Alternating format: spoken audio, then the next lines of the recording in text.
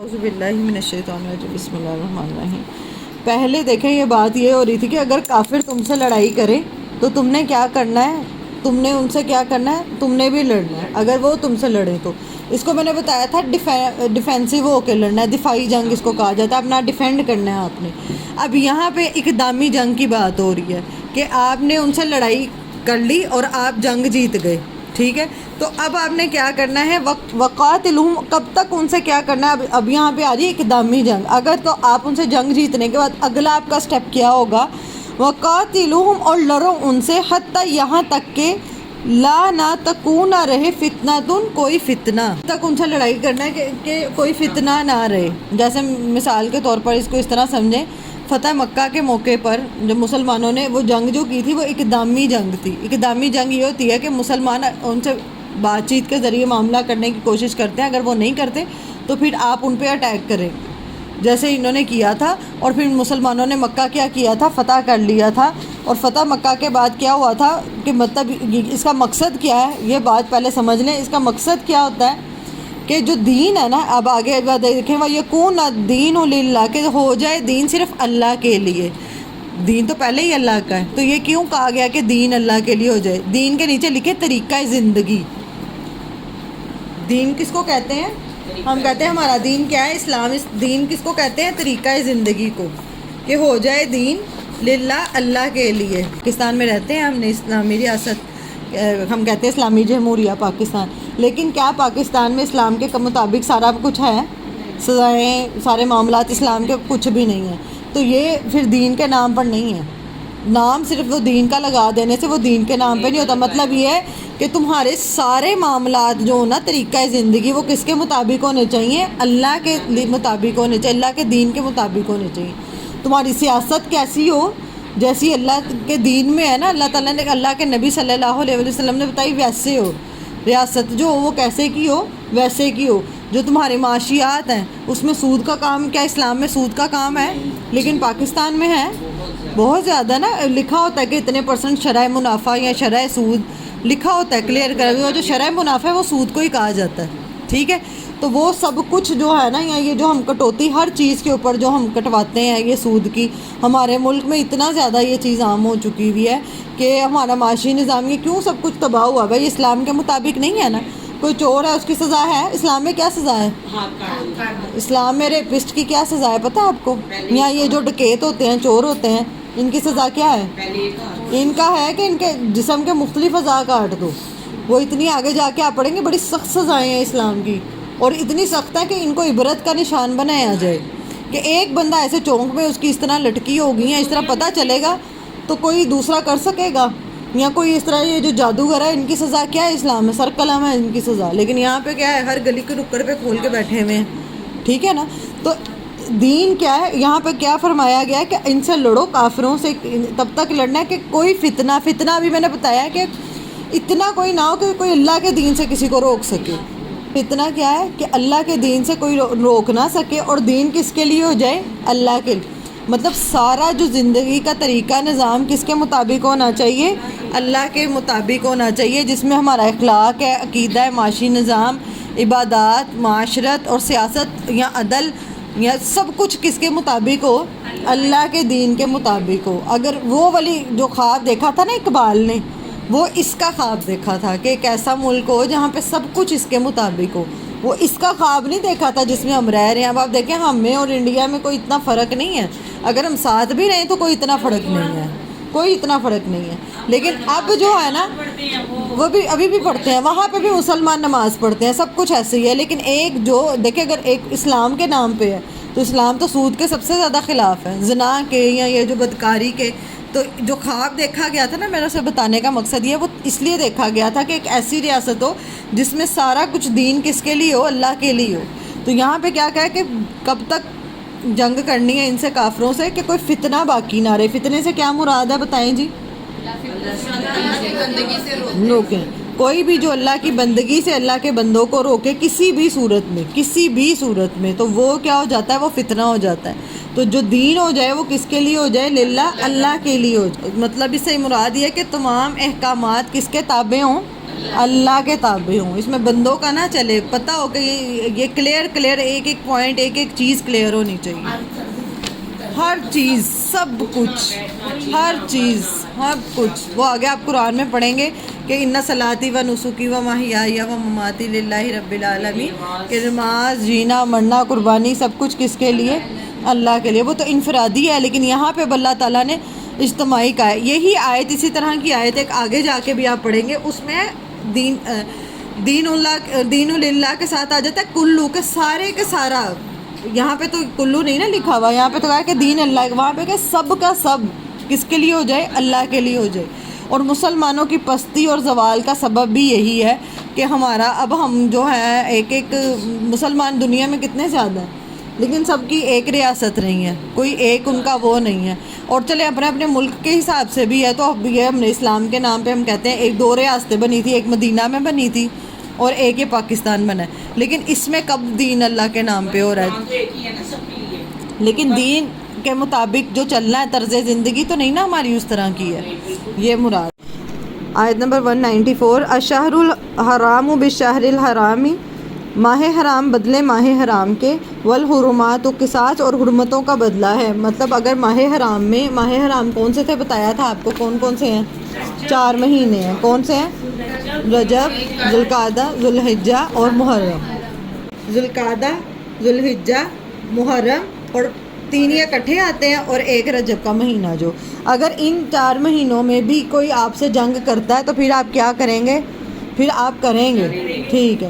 لیکن ویسے ان 4 مہینوں کی حرمت آگے جا کے آپ پڑھیں گے قرآن میں آئی ہے کہ ان 4 مہینوں میں آپس میں بھی، عام معاملات میں بھی لڑائی جھگڑا کرنے سے سخت ممانعت کی گئی ہے کہ حرمت والے مہینوں میں لڑائی جھگڑا، قتال، گالی گلوچ ایسا کچھ بھی نہیں کرنا، ٹھیک ہے. لیکن اگر جنگ ہوئی ہے تو پھر کیا ہوگا؟ پھر کر سکتے ہیں. اچھا، والحرمات قصاص، اور حرمتوں کا بدلہ. قصاص کا پیچھے ہم نے پڑھ لیا ہے. مطلب اگر کسی نے کسی کے جسم کا بازو کاٹا تو اس کا بازو کاٹا جائے گا، ٹانگ کاٹی ٹانگ کاٹی، جس نے جسم کا جو حصہ ڈیمیج کیا دوسرے کا وہی کیا جائے گا. جان کے بدلے کیا ہوگی؟ جان. اگر عورت نے قتل کیا تو بدلے میں کون قتل ہوگی؟ عورت. اگر غلام نے کیا تو کیا ہوگا؟ غلام. اگر غلام مالک نے کیا تو بدلے میں غلام دے سکتا ہے وہ؟ نہیں. بدلے میں کون ہوگا؟ مالک ہی ہوگا. فَمَنِ اعْتَدَىٰ عَلَيْكُمْ، تو جو کوئی زیادتی کرے تم پر، فَاعْتَدَىٰ، تو زیادتی کرو، علیہ، اس پر. یہ آپ کا جواب آ گیا. تو جو کوئی تم پہ زیادتی کرے تو تم بھی اس پہ کیا کر سکتے ہو؟ زیادتی کر سکتے ہو اس پر. بِمِثْلِ مَا، ٹھیک ہے. تو جو کوئی زیادتی کرے تم پر تو تم زیادتی کرو اس پر، مانند اس کے تو جو زیادتی کی اس نے تم پر. پیچھے ہم نے بھی پڑھ لیا تھا کہ زیادتی بھی ہے کہ پھر اسی نوعیت کا مارا جائے. مطلب اگر کسی نے آپ کو تھپڑ مارا تو پھر وہ اسی نوعیت کا ہو، جتنا مطلب اگر زیادہ ہو گیا تو بھی زیادتی ہے، تو بھی آپ ظالم شمار ہوں گے، ٹھیک ہے. وَاتَّقُوا اللَّهَ، اور ڈرو اللہ سے. تقویٰ سے کیا مراد ہے؟ دیکھیں بار بار قرآن میں آ جاتا ہے یہ لفظ. اللہ سے بچ کے چلنا، گناہوں سے بچا کے چلنا، اور ہر وقت اللہ کی موجودگی کا احساس جو اندر آ جاتا ہے نا، اس کو تقویٰ کہتے ہیں. کیا ہر معاملات میں، یہاں پہ اب سارے معاملات کے بعد کیا کہا؟ وَاتَّقُوا اللَّهَ، اللہ سے ڈرو. ہم عبادات میں تو ہمیں اللہ یاد ہے، لیکن کیا معاملات میں بھی اللہ یاد ہے؟ کیا اپنے گھریلو معاملات میں ہمیں اللہ تعالیٰ یاد رہتے ہیں؟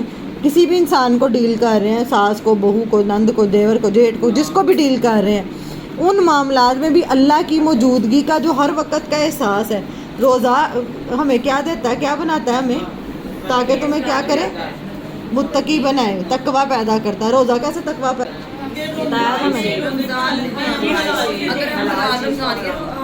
نہیں اس میں نے یہ بتایا تھا کہ حلق سے اور یہاں سے یہاں تک جو ہے نا، منہ سے حلق تک، یہ اللہ کے سوا کوئی نہیں دیکھ رہا. آپ چاہے باتھ روم میں جا کے پانی پی لیں، چاہے کہیں پہ بھی جا کے، کوئی جانتا ہے کہ آپ کا کیسا ہے روزہ، کیسا نہیں؟ اللہ، وہ اللہ اور بندے کو پتا ہے. وہ جو اللہ کی موجودگی کا تب ہمیں احساس ہوتا ہے نا کہ اللہ مجھے دیکھ رہا ہے. یہ ہر معاملے میں یہ احساس زندہ رہنا چاہیے. اور یہ صرف کیا عبادات میں نہیں، یہ سیاست میں، معاشرت میں، اخلاق میں، اور خصوصاً اپنے گھریلو معاملات میں. میں اپنے آس پاس لوگوں کو ڈیل کر رہی ہوں، اپنی اولاد کو ڈیل کروں تو مجھے اتق اللہ، یہ اللہ کا تقویٰ کیا ہوگا اس میں کہ میں اللہ کو سامنے رکھ کے کہ اللہ تو مجھے دیکھ رہا ہے نا ہر معاملے میں. اب استاد اور شاگرد میں اگر استاد نہیں بھی دیکھ رہا تو کون دیکھ رہا ہے؟ اللہ تو دیکھ رہا ہے نا. یہ جو ہم کہتے ہیں تیسرا وہ ہے کہ اللہ تعالیٰ تو جانتا ہے نا. کسی انسان کو تو آپ پاگل بھی بنا لو گے، زیادتی بھی کر، لیکن اگر آپ کو پتہ ہے اللہ کی موجودگی کا احساس ہو کہ اللہ تو مجھے دیکھ رہا ہے ہر وقت. بار بار آپ دیکھو ہر تھوڑی دیر بعد تقوی کی بات آ جاتی ہے, ہر تھوڑی دیر. یہ تقوی سمجھنا وہ ہے ہدی للمتقین. قرآن میں سے ہدایت ہر ایک کو نہیں ملنی. سب نے سنا, کتنے منافقین اللہ کے نبی کے مجلس میں بیٹھتے تھے, قرآن سنتے تھے, تو سب کو ہدایت ملی؟ نہیں. ہدایت کس کے لیے؟ شروع میں پڑھا تھا ہدی للمتقین, جو تقوی میں آیا, جس کے اندر یہ اللہ کا ڈر بیٹھ گیا نا کہ کوئی نہ دیکھے, اللہ دیکھ رہا مجھے, کوئی نہ جانے. وہ جو روزے کی حالت میں پریکٹس کروائی تب بھی تو کوئی نہیں دیکھ رہا, ٹھیک ہے, اللہ دیکھ رہا ہے, تو وہ پریکٹس ہے یہ. واتقوا اللہ, اور ڈرو اللہ سے. وَاعْلَمُوا, اور جان لو, پتہ چل جائے. ان اللہ مع المتقین, بے شک اللہ کس کے ساتھ ہے؟ متقین کے ساتھ ہے. جو تقوی کرتا ہے, ہو سکتا ہے وقتی طور پر اس کو دنیا میں نہ ہو, فائدہ نہ ہو, وقتی طور پہ اس کو ایسے لگے کہ شاید آپ دیکھیں لوگوں کو دھوکہ دینے میں یا دیگر معاملات میں لوگ کر جاتے ہیں, اور وہ لگ رہا ہوتا ہے کہ شاید یہی کامیاب ہے. لوگ اسی طرح دکھاتے ہیں نا کہ صرف اپنا سوچو, دھوکے دو, جھوٹ بولو, مینیپولیشن کھیلو. لیکن اللہ کس کے ساتھ ہے؟ جو اللہ صرف متقین کے ساتھ ہے. آگے جا کے آپ ابھی قرآن میں پڑھیں گے, کل ہی ابھی میں پڑھی تھی کہ جو اللہ کا تقوی اختیار کرتا ہے نا, اس کے لیے اللہ کہیں نہ کہیں سے راستے ضرور بنا دیتا ہے. وہاں سے اس کو رزق دیتا ہے جہاں سے اس کے ذہن و گمان میں بھی نہیں ہوتا. ایک ہوتا ہے کہ ہم کوئی سبب اختیار کرتے ہیں, میرے ذہن میں ہے کہ مجھے یہاں سے رزق ملے گا. پیسوں کے علاوہ بھی باقی چیزیں بھی رزق ہوتی ہیں, محبت ہے, سکون ہے, امن.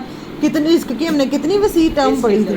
لیکن جو اللہ کا ڈر, اللہ کا تقوی, اللہ کی موجودگی کا ہر وقت احساس ادھر باندھ لیتا نا کہ وہ میری شارک سے بھی زیادہ قریب ہے, وہ میرے, تو اللہ تعالیٰ کہتے ہیں کہ میں اس کے ساتھ ہوں. میرا اس کے ساتھ کیا ہے؟ میں اس کو وہاں سے رزق دوں گا جہاں سے اس نے سوچا بھی نہیں ہوگا. وہاں سے میں اس کے لیے وہاں سے رستے نکالوں گا جہاں سے اس کا ذہن و گمان بھی نہیں ہوگا. تو یہ چیز کہ ہمیں اپنے اندر سب سے زیادہ قرآن پڑھ کے ہمیں پیدا کرنے کی جو بھی ضرورت ہے نا, کانشیسلی پیدا کریں گے تو پھر یہ انکانشیسلی آپ کی زندگی میں شامل ہو جائے گی. وہ کیا ہے؟ تقوی. یہ تقوی کا مفہوم آپ لوگوں کو میں نے ہوم ورک بھی دینا ہی, آپ نے اپنے گھر والوں کو اپنے لفظوں میں, بچوں کو, ایک بچے کو بھی سمجھا دیا تو کافی ہے. یہ سمجھا دیں, ٹھیک ہے. تقوی کیا ہے؟ اگر کسی کی بھی آپ خیر چاہتے ہیں نا, کسی کی بھی, شوہر کی, اولاد کی, کسی کی بھی, جس دوست کی, اس کے اندر یہ تقوی اگر آ گیا نا, اگر آپ کسی کے اندر کسی کو تحفہ دے سکتے ہیں نا, کوئی, میں کہتی ہوں اپنے بچوں کو دینا ہے, اپنی کسی پڑھنے جو اسٹوڈنٹس آتے ہیں ان کو کسی کو دینا ہے نا, ان کے اندر یہ احساس کہ اللہ تعالیٰ موجود ہے, ہر وقت اللہ تعالیٰ دیکھ رہا ہے. اپنے لیے اس سے بڑا کیا تحفہ ہوگا؟ یہ بہت بڑا, بہت, اور یہ آپ خود نہیں کر سکتے. یہ تو میں کہتی ہوں اللہ کا انعام ہے, جو اللہ کے گنے چنے لوگوں کے اندر یہ چیز بیٹھ جاتی ہے. صرف اللہ کا یہ سمجھ آ جانا ہی بہت بڑی نعمت ہے. اگر تو سمجھ آ گئی نا آپ کو, میں کہتی ہوں انشاءاللہ سمجھ آنا بہت, سمجھ ہی تو نہیں آتی ہے. کتنا کچھ پڑھنے کے بعد تک آپ کئی لوگوں سے پوچھو انہیں پتہ ہی نہیں ہوگا. تقوی اللہ کا ڈر, اللہ کا ڈر کیا ہے, اس سے آگے کچھ بھی نہیں پتہ. ہر وقت, ہر معاملے میں, ہر بندے کو ڈیل کرتے ہوئے, ہر بندے کو, کہ اب دیکھیں کئی لوگ یہ ہوتے ہیں, زیادتی کب ہو جاتی ہے ہم سے, زیادتی کب ہو جاتی ہے؟ جب ہم کہتے ہیں میں جب ڈیل کر رہی ہوں نا اسے, تب میں زیادتی کر دوں گی. جب میں یہ دیکھوں گی نا کہ اللہ بیچ میں ہے, ٹھیک ہے نا, تو پھر ہم زیادتی نہیں کرتے. تو ہمیں پتہ ہوتا ہے کہ حق سچ کیا ہے, تو میں نے صحیح کیا کرنا ہے. اچھا جی, آیت نمبر ہے 195. وَأَنفِقُوا, اور خرچ کرو, فی سبیل اللہ, اللہ کے راستے میں. پیچھے ساری اللہ تعالیٰ بات کر رہے ہیں حج, اس کی جہاد فی سبیل اللہ کی. تو جہاد فی سبیل اللہ ہو نہیں سکتا جب تک آپ اللہ کے راستے میں خرچ نہ کریں. جب اللہ کے راستے میں خرچ کریں گے, اللہ کے راستے میں کچھ لگائیں گے, تو پھر اللہ کا دین غالب آئے گا نا. وَلَا تُلْقُوا بِأَيْدِيكُمْ إِلَى التَّهْلُكَةِ, اور نہ تم ڈالو اپنے ہاتھوں کو خود کو ہلاکت میں. وَأَحْسِنُوا, اور احسان کرو, إِنَّ اللَّهَ يُحِبُّ الْمُحْسِنِينَ, بے شک اللہ تعالیٰ محبت کرتا ہے احسان کرنے والوں سے. اب یہ آیت سمجھ لیں, یہاں پہ اللہ تعالیٰ ترغیب دے رہے ہیں کہ اللہ کے راستے میں خرچ کرو. کس میں خرچ کرو؟ پیچھے اللہ تعالیٰ نے آیت بر میں ہمیں بتایا تھا کن کن لوگوں پہ خرچ کرنا ہے. یہاں پہ اللہ کہہ رہا ہے اللہ کے راستے میں. اللہ کے راستے سے مراد کیا؟ اللہ کا جو دین کا راستہ ہے نا, اس میں خرچ کرو, اس میں خرچ کرو. اب آپ دیکھو کہ اگر اللہ کا دین محتاج ہو, ٹھیک ہے, اس وقت اللہ کا دین محتاج ہے, اللہ کے دین کو سب سے زیادہ ضرورت ہے, لیکن ہم کیا سوچیں, ہمیں کس کی پڑی ہو؟ اپنی پڑی ہو. یہاں پہ کیا کہا کہ نہ تم ڈالو اپنے ہاتھوں کو ہلاکت میں، کہ مجھے پتا تھا کہ اللہ کے دین کو میری ضرورت ہے، میرے وقت کی ضرورت ہے، اللہ کے دین کو میرے پیسوں کی ضرورت ہے، میری چیزوں کی ضرورت ہے، لیکن میں وہ چیز باندھ کے رکھوں. میں اپنی وہ چیزیں، وہ اپنی دولت، وہ اپنا پیسہ، وہ اپنا وقت، وہ اپنی سارا جو گولڈ میں سنبھال کے رکھوں کہ نہیں یہ میرے پھر کام آ جائے گا. تو اصل میں تو میں نے اپنے آپ کو کس میں ڈال دیا؟ ہلاکت میں ڈال دیا. ہم جو اتنا جوڑ جوڑ کے بچا بچا کے رکھتے ہیں اس کو کس میں لگاؤ؟ ابھی دیکھیں اللہ کے دین کو ضرورت ہے. جب پیسہ ہوگا، جب یہ ہوتا ہے تو ہی آپ ایسا پلیٹ فارم بنا سکتے ہو جب آپ اللہ کے لیے لوگوں کو بلا سکتے ہو، خرچ کر سکتے ہو، دین سکھا سکتے ہو. اس کے لیے محنت چاہیے نا، اس کے لیے ٹائم آپ کو خرچ کرنا پڑے گا، پیسہ لگے گا، چیزیں لگیں گی، وہ خرچ کرنے. اس وقت اللہ کے دین کو وہ آتا ہے نا جب عروج پہ آتا ہے نا کچھ، جیسے اللہ کا دین انشاءاللہ آگے عروج پہ آئے گا، پھر سب لوگ ہی آ جائیں گے اس طرف. لیکن اصل بارش کا جو پہلا قطرہ بننا ہے نا، اپنے خاندان میں سے پہلا وہ انسان بننا ہے نا جو اس اللہ کے دین کے، وہ مشکل ہے. جو بارش کے پہلے قطرے کو فورس لگتی ہے نا زمین پہ آنے میں، بعد والی تو آسان ہے.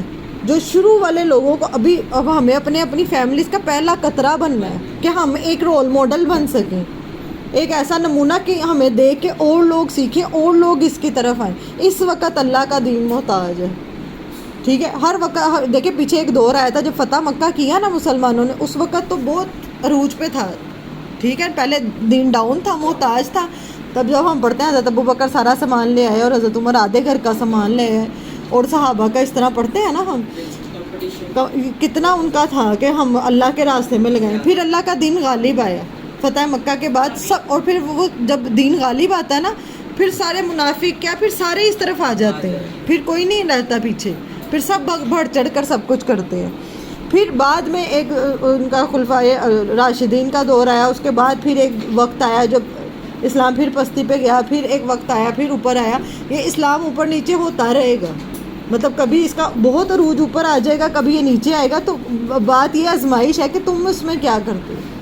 اس وقت اللہ کا دین محتاج ہے، اس وقت اس کو ضرورت ہے، اس وقت وہ اللہ کے دین کو پیسہ بھی چاہیے، اللہ کے دین کو وقت بھی چاہیے، ہر چیز چاہیے. تو میں اللہ کے دین میں کیا لگا رہی ہوں؟ یہ بات ہے یہاں پہ کہ خرچ کرو اپنا وقت تو ویسے بھی خرچ ہو جانا ہے، مال تو ویسے بھی خرچ ہو جانا ہے. دکھ اس بات کا ہے کہ جب دنیا کے لیے ہم لگاتے ہیں نا، ابھی کوئی شادی آ جائے نا تو ہم اتنا پیسہ لگا لیں، لیکن دین کے معاملے میں نا ہم کہتے ہیں کم سے کم پہ بھی ہو جائے نا، گزارا تو ہوتا ہے تو ہو جائے.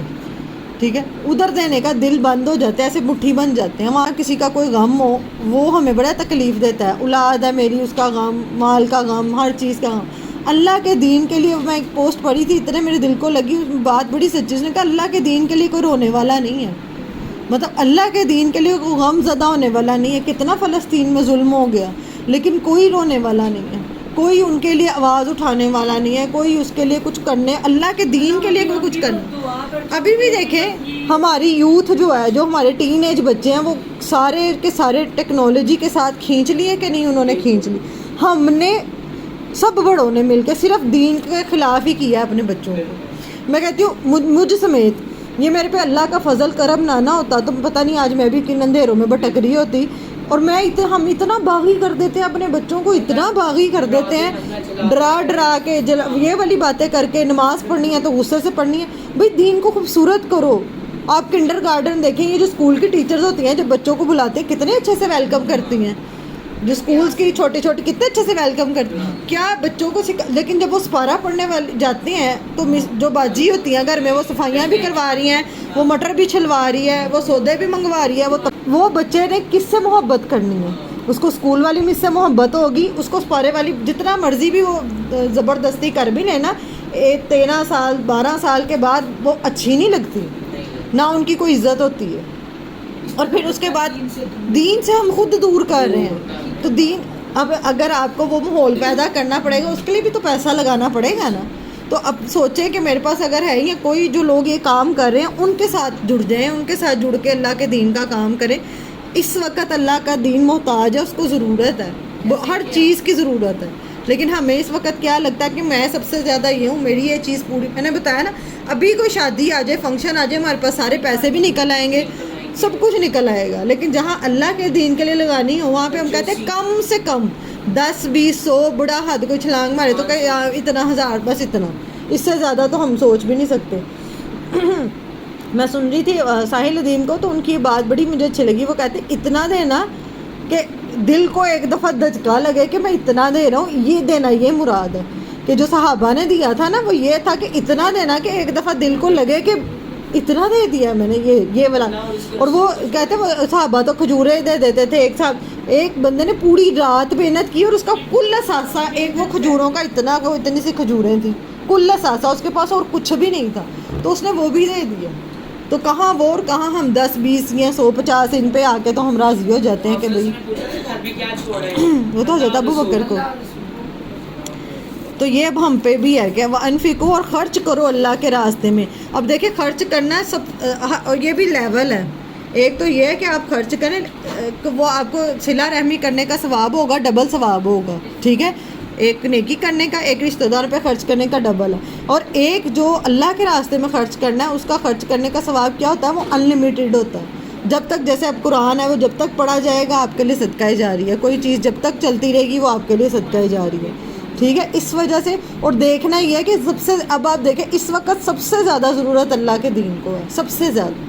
تو اللہ کے دین کو اور اس دین کی طرف لانے کے لیے, دل نرم کرنے کے لیے خرچ کرنا پڑتا ہے, خود تو نہیں نہ ہو جاتا. تو اس یہ کہا گیا کہ وَأَنفِقُوا فِي سَبِيلِ اللَّهِ, خرچ کرو اللہ کے راستے میں. اور قرآن میں کہیں پہ بھی نہیں ہے کہ جمع کرو یا گن گن کے رکھو.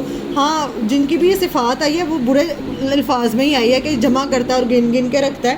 قرآن کہتا ہے خرچ کرو, اللہ کے راستے میں لگاؤ. جس رب نے تمہیں آج تک تم پہ لگوایا دیا وہ آگے بھی دے دے گا. خرچ کرو, ہاں خرچ کرو, نکل جاؤ. ولا, اور نہ تلقوا, تم ڈالو اپنے ہاتھوں کو طرف ہلاکت کے. یہ سمجھ میں آ گئی کہ جو تم بچا کے رکھ رہے ہو بعد کے لیے, یا جو وقت ہم بچا کے رکھتے ہیں کہ نہیں میں بعد میں سیکھ لوں گا, بعد میں کر لوں گا, بڑی زندگی پڑی ہے, وہ نہیں آنا. اپنے آپ کو تم ہلاکت میں ڈال رہے ہو. اصل میں خود کو خود ہلاک کرنا کیا ہوتا ہے کہ جانتے بوجھتے اپنے آپ کو گڑھے میں گرا دینا. ایک رستہ نظر بھی آ رہا ہے کہ اس میں فائدہ ہے, لیکن جان بوجھ کے وہ اس میں چھلانگ لگا دینا, اپنے آپ کو ہی ہلاک کر لینا. وَأَحْسِنُوا, اور احسان کرو. احسان کیا ہوتا ہے بتائیں جی؟ حق سے زیادہ بڑھ کر کرنا. مطلب آپ کا ایک تو حق ہے وہ کرنا کیا ہو جائے گا برابر. ایک ہے جتنا آپ کا حق بھی نہیں بنتا تھا آپ نے اس سے بڑھ کر بھی کیا. اور دوسرا کیا ہوتا ہے احسان کا مطلب؟ دو مطلب, خوبصورتی کے ساتھ کرنا. جو بھی کام کرنا اس کو کیا کرنا, دنیا کے معاملے میں تو سارے کام بڑے احسن طریقے سے کرتے ہیں, سارے معاملات, رشتوں کے معاملات کے بڑے خوبصورتی سے سجا دجا کے سب کچھ. دین کے معاملے میں بھی جو سارے کام کرو وہ کیا کرو, احسن لیول پہ کرو. کہ تم سے زیادہ خوبصورت اس کا میکسیمم لیول کیا ہو سکتا ہے, اتنی خوبصورتی سے کرو. ان اللہ یحب المحسنین, بے شک اللہ تعالیٰ محبت کرتا ہے احسان کرنے والوں کو.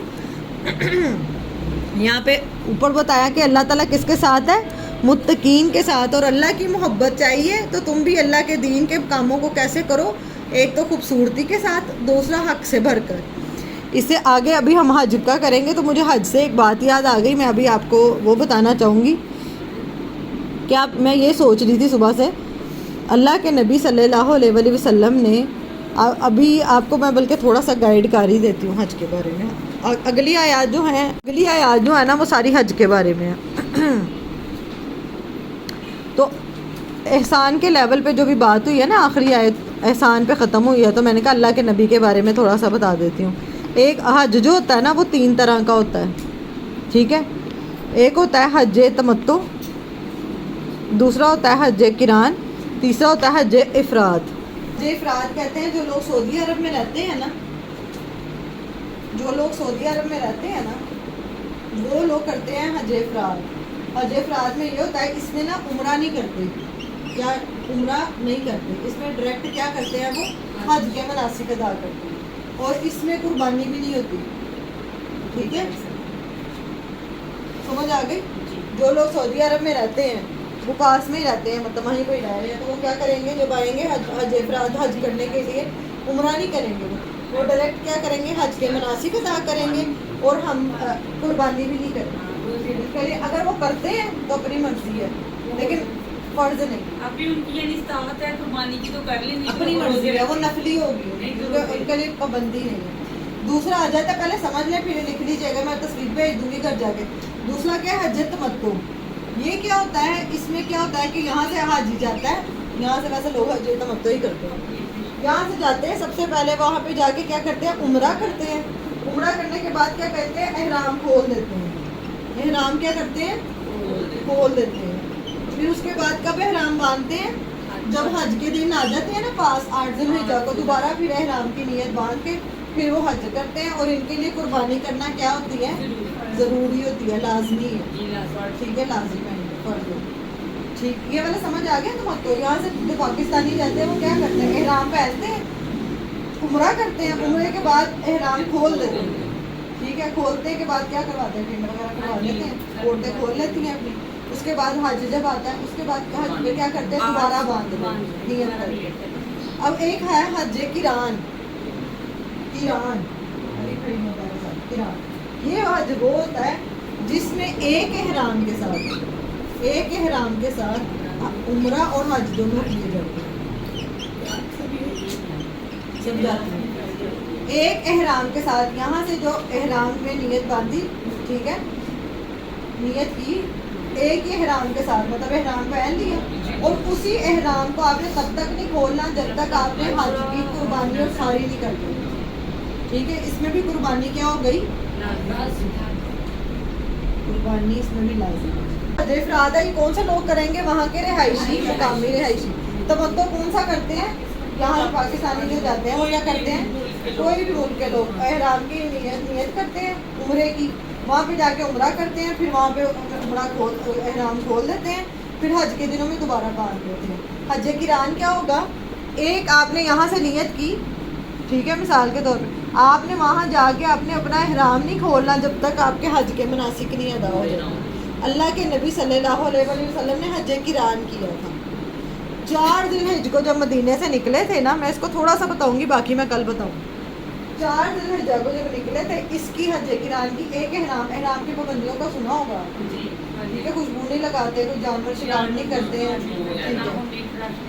ٹھیک ہے, حج قران جو تھا اللہ کے نبی نے 4 ذی الحجہ کو, یہ جو آخری جب حج الوداع کا آپ نے سنا ہے نا خطبہ, حج قران اللہ کے نبی نے کیا تھا ایک احرام میں. مطلب پھر وہ 8 ذی الحجہ سے مناسک شروع ہوتا ہے, 4 ذی الحجہ کو اس طرح وہ نکلے, اور اس کے بعد یہ نیت کی, پھر وہاں پہ, اور جب وہ یہاں سے گئے تھے نا مدینہ سے, پتہ کتنے اونٹ لے کے گئے تھے, 100 اونٹ اپنے ساتھ لے کے گئے تھے قربانی کے لیے. کتنے اونٹ ساتھ لے کے گئے تھے, آپ سوچیں مشقت کتنی ہوگی. اور نبی صلی اللہ علیہ وسلم نے اپنے ہاتھوں سے, اپنے ہاتھ مبارک سے 63 اونٹ ذبح کیے تھے. آپ سوچیں قربانی والا دن, جن کے گھر میں اونٹ ذبح ہوتا ہے نا, کبھی دیکھا ہو ہمارے گھر میں کتنا ٹائم لگتا ہے, اور ایک اونٹ ذبح کرنے کے بعد کیا حالت ہو جاتی ہے کہ کیا گوشت, کیا کتنا اللہ کے نبی نے 63 اونٹ ذبح کیے تھے, اور پھر جو 37 جو باقی کے تھے یہ حضرت علی سے انہوں نے ذبح کروائے تھے. کئی لوگ بعد میں کہتے ہیں کہ نبی صلی اللہ علیہ وسلم کی زندگی کے 63 سال تھے, اس لیے انہوں نے 63 کیے. لیکن آپ سوچو, ایک بندہ جو حج قران کی نیت کی ہے, پورا قافلہ ساتھ, 100 اونٹ کا قافلہ ساتھ, عورتیں مطلب پوری فیملی اس طرح, اور سفر بھی کیسا, ہمارے جیسا ایئر کنڈیشن ہوائی جہاز والا پیدل, اور کیسا سفر, تنگی اور مشقت اور مشکلات والا سفر, اور وہاں سے سفر کر کے وہاں پہنچنا, اور پھر وہاں پہ خطبہ بھی اللہ کے نبی نے دیا تھا, اور پھر وہاں پہ 63 اونٹ اپنے ہاتھ مبارک سے اسی دن ذبح کیے. میں نے یہ سوچ کے تو میری تو ایک دم ہو گئی کہ کیسے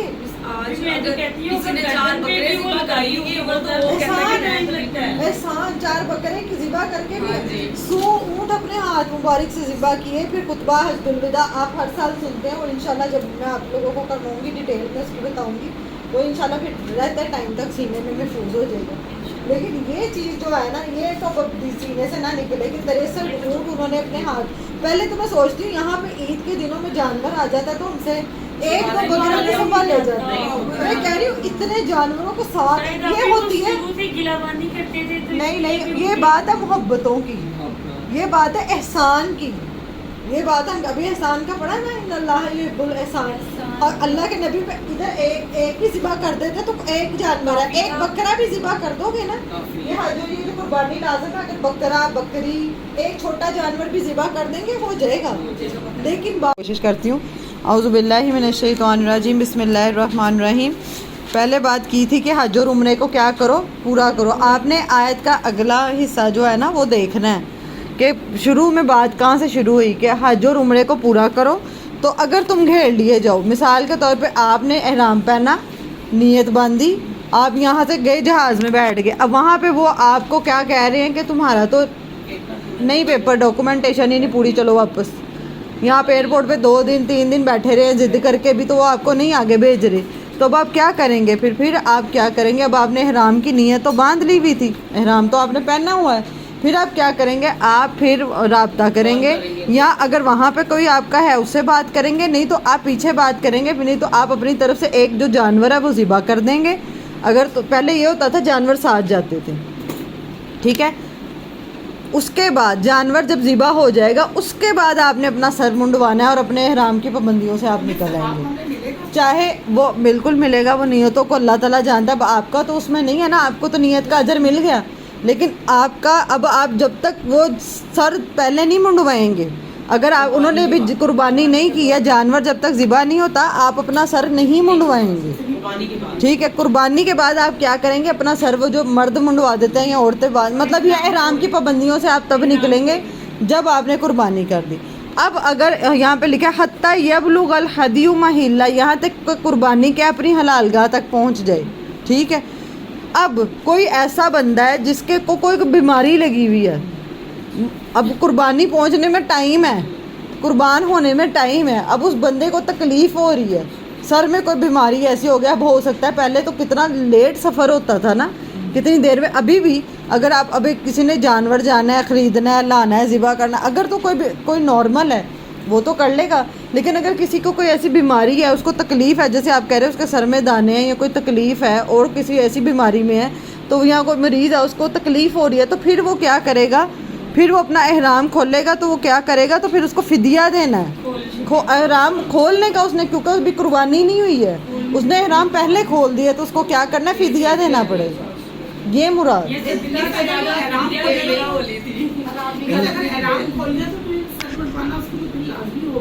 میں یہی تو بتا رہی ہوں کہ احرام ہی آپ نے تب کھولنا ہے اگر تو کوئی مجبوری ہے کسی کی.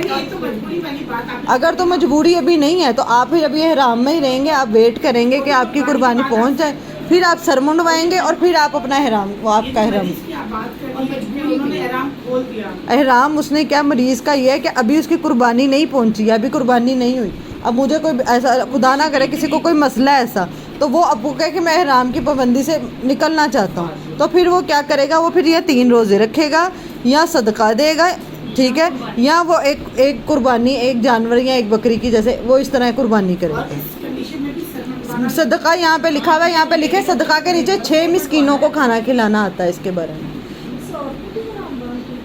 جو عورت کو سمجھاتی ہوں ابھی میں. پہلے یہ دیکھے روزے کتنے رکھے گا, یا 3 روزے رکھے گا, یا 6 مسکینوں کو کھانا کھلا دے, یا ایک چاہے بکری کی ہی قربانی کر دے, بکرا بکری جتنی بھی کوئی استطاعت ہے اتنی قربانی کر دے. یہ تینوں نہیں کرنے, تینوں میں سے ایک کام کوئی بھی کر سکتا. اگر تینوں کر لیں تو خوبصورتی ہے, اگر تینوں میں سے کوئی ایک بھی کر لیں گے تو وہ ہو جائے گا. 3 روزے, 6 مسکینوں کا کھانا, یا ایک جانور کو ذبح کروا دے, ٹھیک ہے.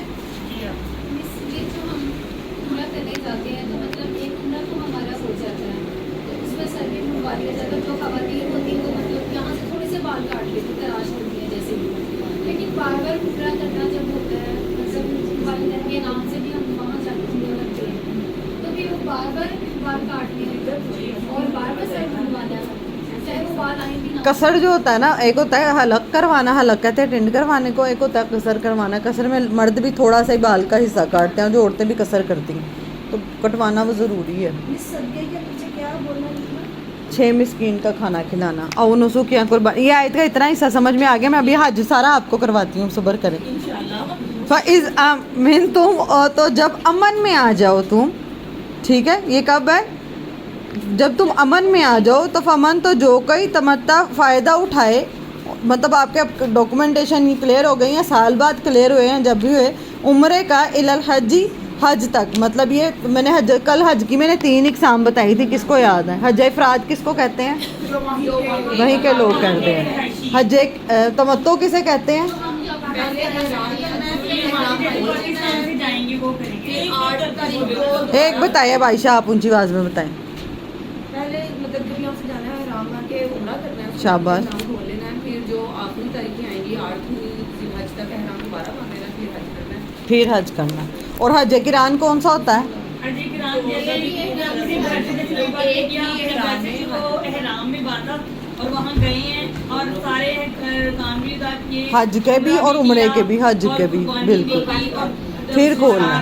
اللہ کے نبی صلی اللہ علیہ وآلہ وسلم نے کیا کون سا حج تھا؟ حج قران۔ لیکن وہاں پہنچ کے اللہ کے نبی صلی اللہ علیہ وآلہ وسلم کے ساتھ کیونکہ قربانی تھی تو اللہ کے نبی صلی اللہ علیہ وآلہ وسلم اپنی نیت چینج نہیں کر سکتے تھے، لیکن اللہ کے نبی نے صحابہ کو کہا تھا کہ آپ اپنی نیت، کیونکہ یہ جو حج قران ہے یہ مشکل ہے، تو انہوں نے صحابہ کو کہا تھا کہ اگر تم لوگ اپنا احرام کھولنا چاہو کھول لو اور پھر تم دوبارہ حج کے لیے مطلب تمتع کی نیت کر لو۔